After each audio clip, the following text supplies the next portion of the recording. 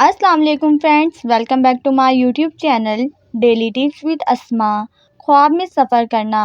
اگر کوئی شخص خواب میں دیکھتا ہے کہ اس نے سفر کیا ہے اور وہ مقام سے پہلے بہتر ہے تو اس کا مطلب ہے اس کا حال نیک ہوگا، ورنہ اس کے خلاف ہے۔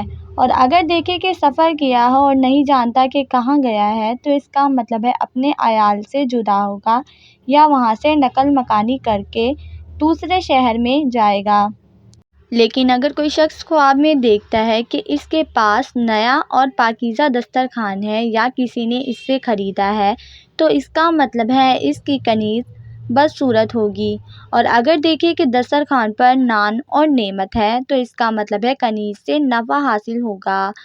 جبکہ اگر کوئی شخص خواب میں دیکھتا ہے کہ دسترخوان جلا ہوا ہے یا ضائع ہو گیا ہے تو اس کا مطلب ہے کہ اس کی کنیز مرے گی یا اس کا مال ضائع ہوگا۔